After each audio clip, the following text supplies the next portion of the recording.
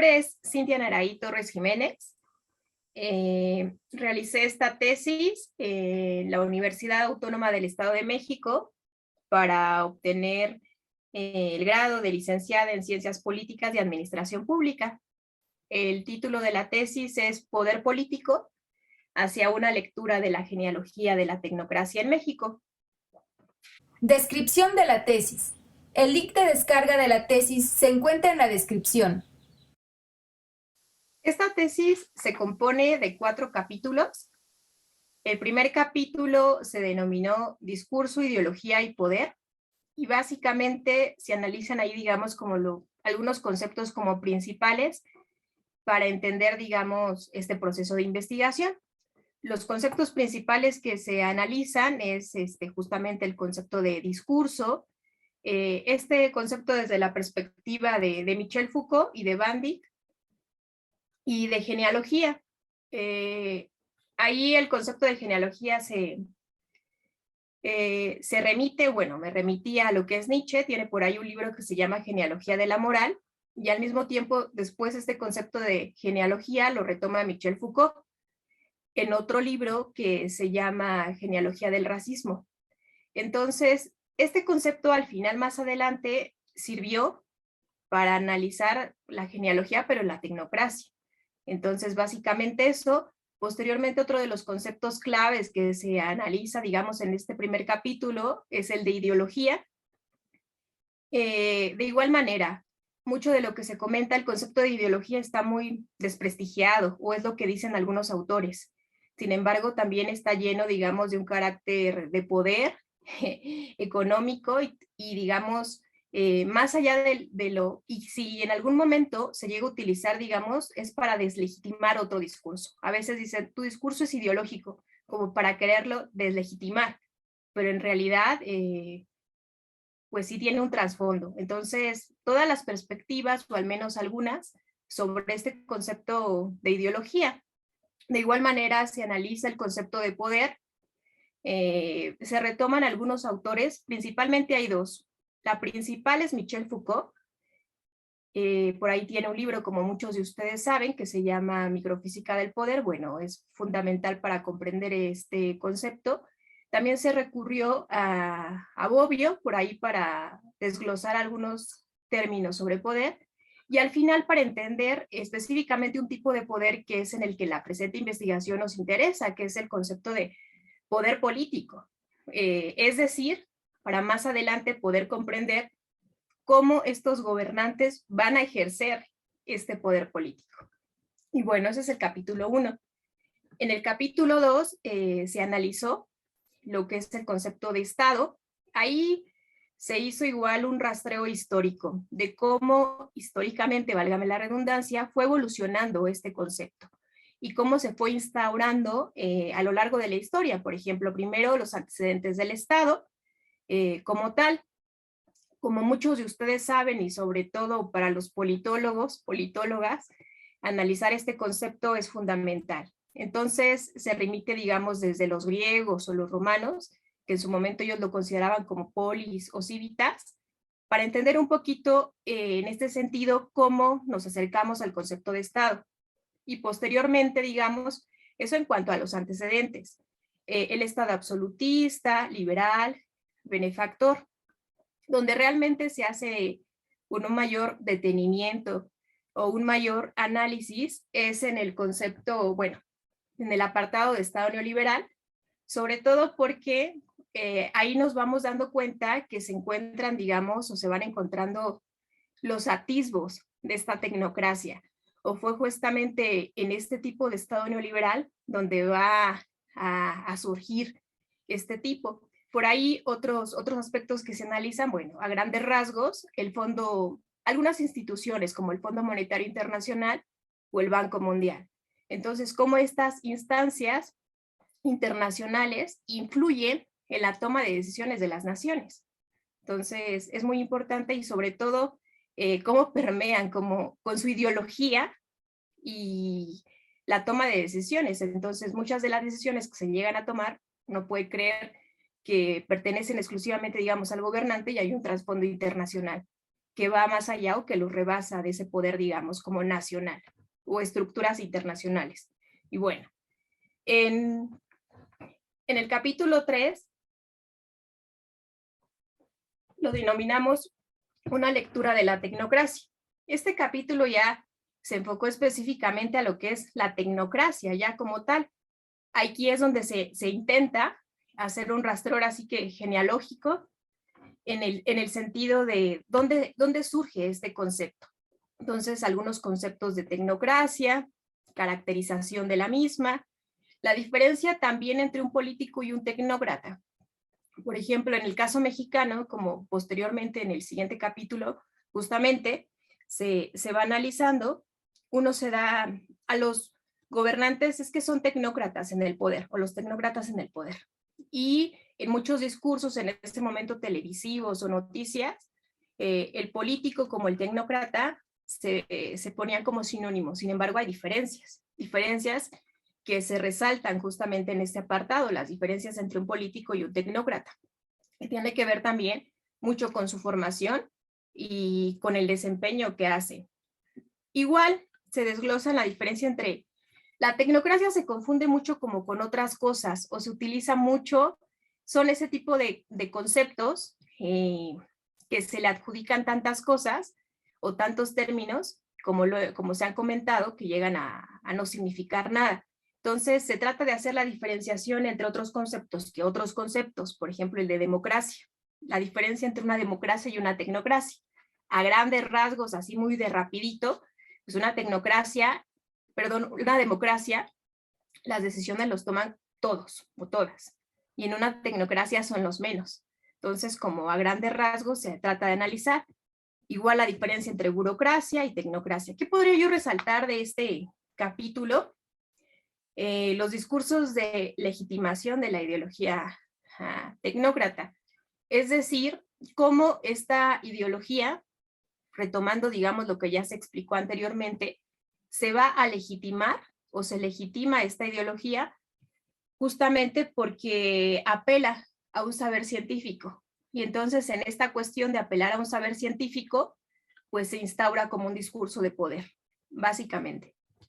Y posteriormente, digamos, ya en el último capítulo, que se denominó hacia una genealogía de la tecnocracia en México, se intentó hacer un análisis justamente del discurso, de los discursos emitidos por estos presidentes. ¿Qué presidentes se analizan? El caso de Miguel de la Madrid y Carlos Salinas de Gortari. ¿Por qué se consideró importante analizar estos gobiernos? Porque cuando se hace el rastreo, vemos que en los modelos de Estado de neoliberalismo, tecnocracia y neoliberalismo van de la mano, y se consideran que ahí surgen los primeros atisbos, digamos, de tecnocracia. Además, también algo que me gustaría resaltar para poder identificar, digamos, esa tecnocracia, pues se rescatan algunos conceptos que son donde se considera que está presente esta ideología tecnócrata. ¿Qué conceptos? El concepto de eficiencia, de eficacia, de planeación, que son conceptos que constantemente la administración, sobre todo la administración pública, se utilizan.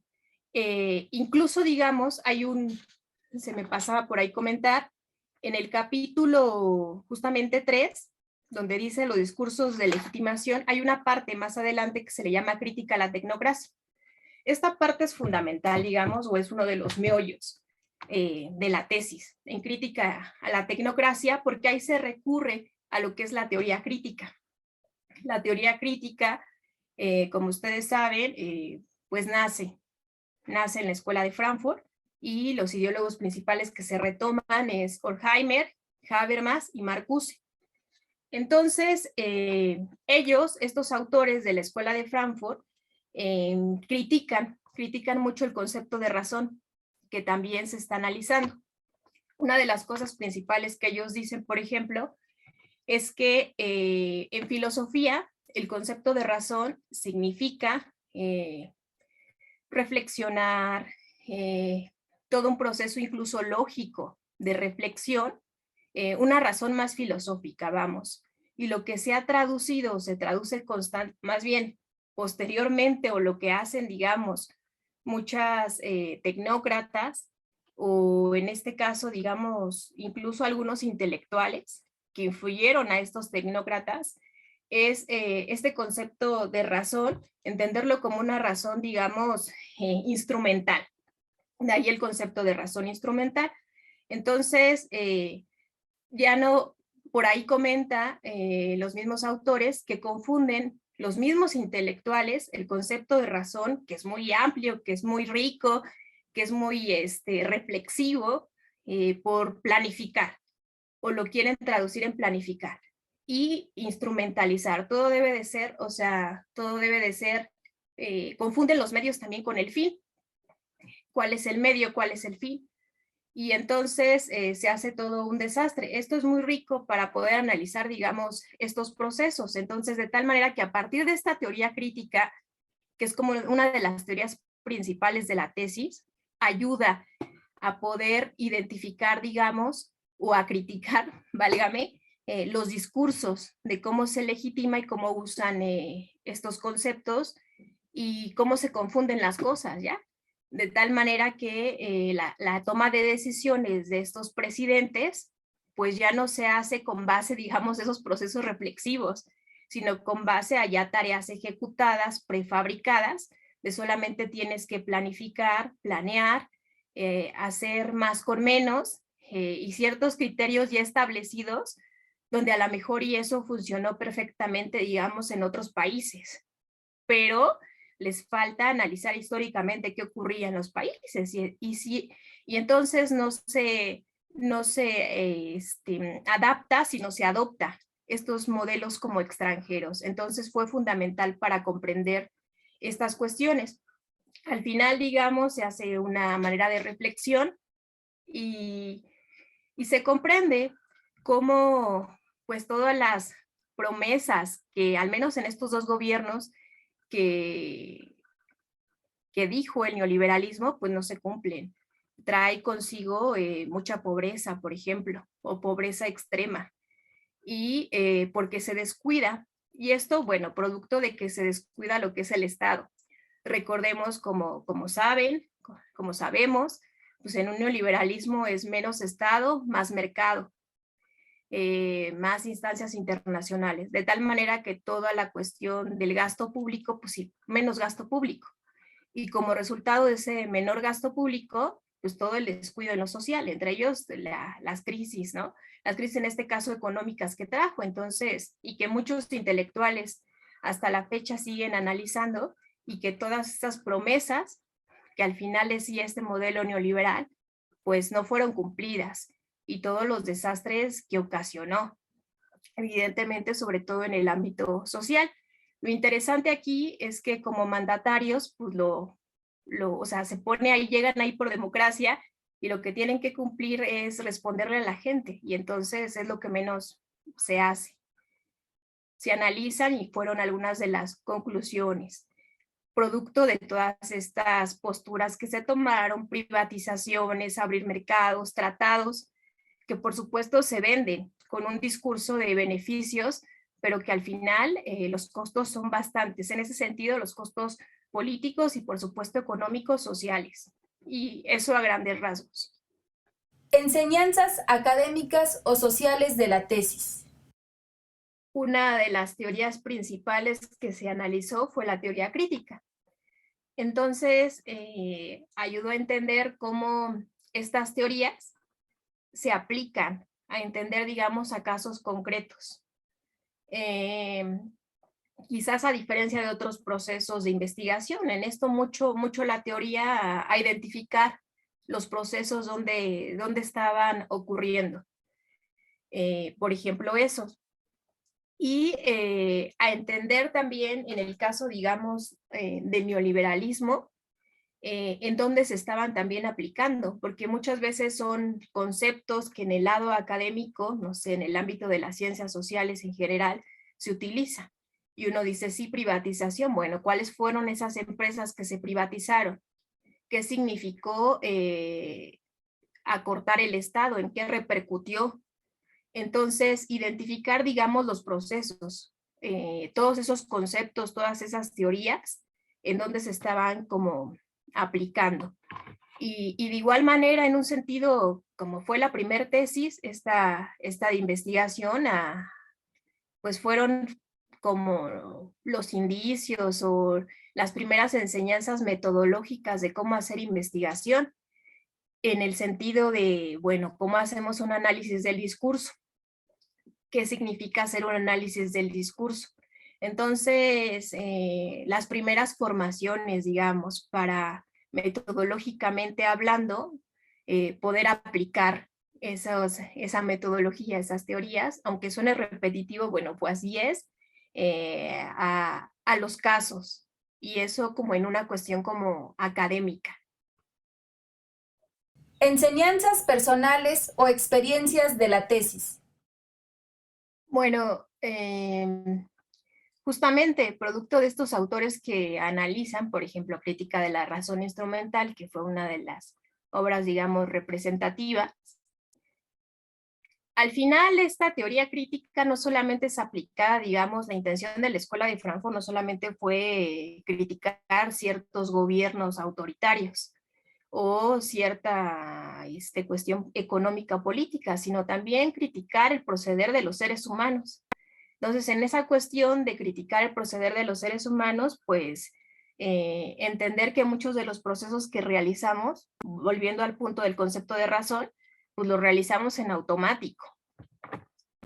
No sé, recuerdo por ahí que en este mismo autor, Horkheimer, dice que muchas de las cuestiones las contestamos y no pensamos. Cuando te preguntan por un hobby, dices, me gusta leer, me gusta escuchar música, nadar, pero se responde en automático y realmente ya uno no se pregunta si eso es lo que a uno le gusta.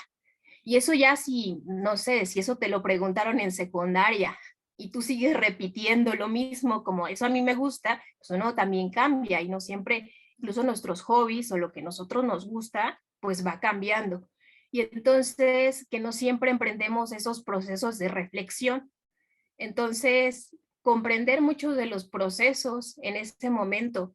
Y la verdad, yo creo que también identificar, o sea, a mí me parece que en esta tesis lo personal y lo académico está muy mezclado en el sentido de que, bueno, sí, los gobiernos autoritarios y entonces los movimientos sociales pareciera ser, digamos, por las instituciones a las que se pertenece o por los lugares a veces tan alejados de la realidad, pareciera que cuesta trabajo identificarlos.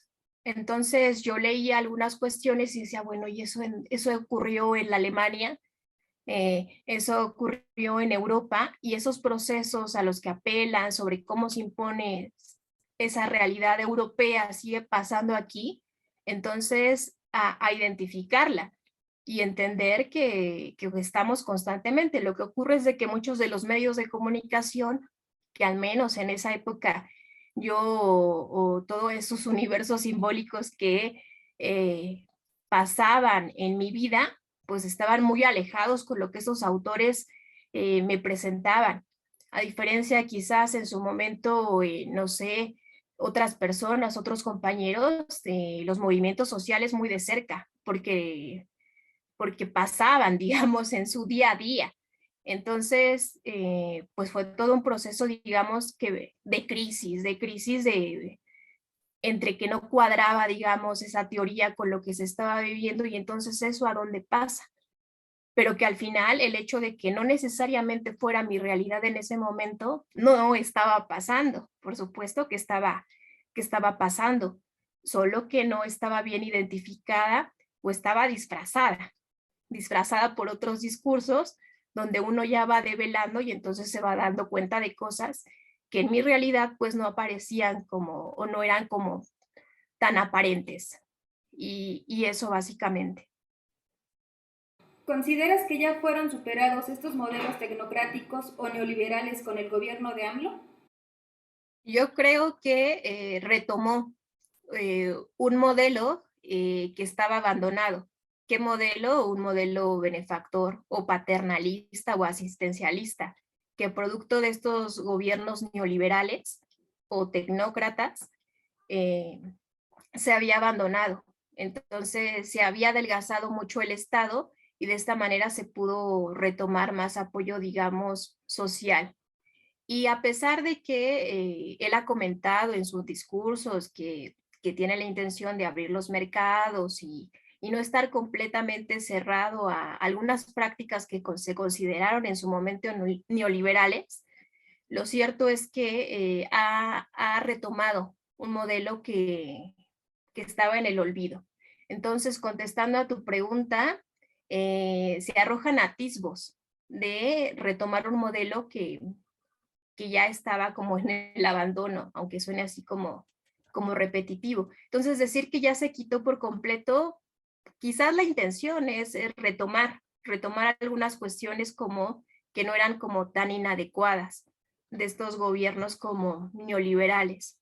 Se podrá analizar de mejor manera una vez que concluya y entonces qué tanto de bote pronto se pudiera decir que intenta, al menos está haciendo un intento de mitigar todos estos procesos, a lo mejor y no de tajo, pero amortiguar quizás estos procesos o prácticas más mercantilistas.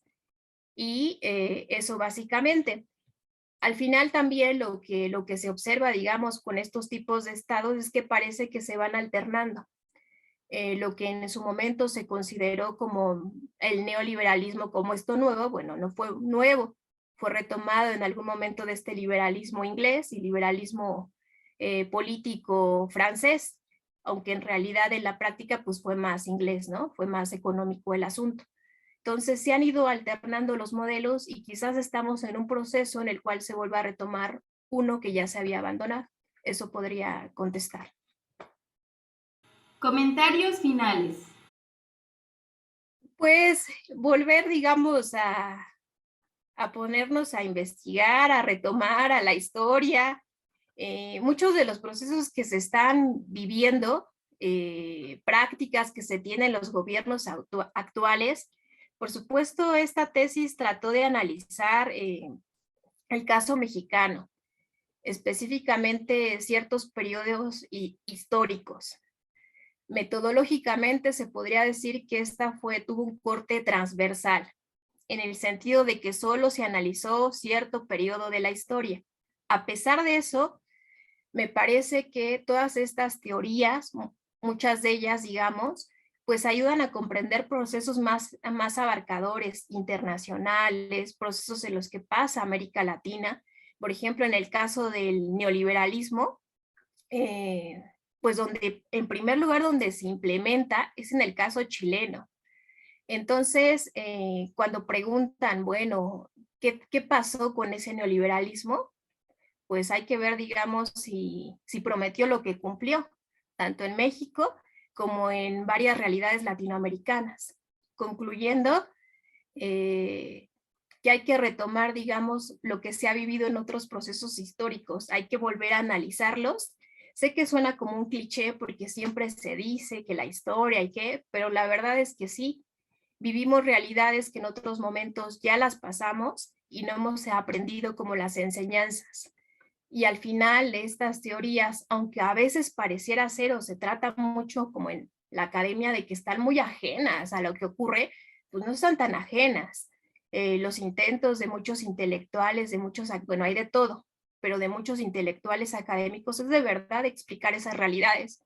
Y me parece que hay varios intelectuales académicos que hacen chambas bastante buenas, en el sentido de que sí nos dicen cosas sobre la realidad mundial y latina, bueno, europea y latinoamericana, en este caso internacional, nacional. Entonces hay que retomarlos, hay que leerlos, hay que ver otros procesos para amortiguar todo lo que está pasando. Y eso, ¿no? Porque al final también algo de lo que se observó fue que todos estos asesores políticos, pues tuvieron una escuela y que si ese asesor político está permeado de ideología, pues va a permear evidentemente a quien va a asesorar, en este caso a todos los presidentes. Entonces, es muy interesante todo lo que se desprende y pues eso, retomar todos estos estudios para comprender la realidad actual. Agradecemos la participación de la maestra Cintia Naray Torres Jiménez. Los invitamos al siguiente episodio de Háblame de tu tesis. Producción: Flor y Dalia Estopiera Antonio. Eric Giovanni González Cruz. Edición de audio y video: Neshtia Imagen.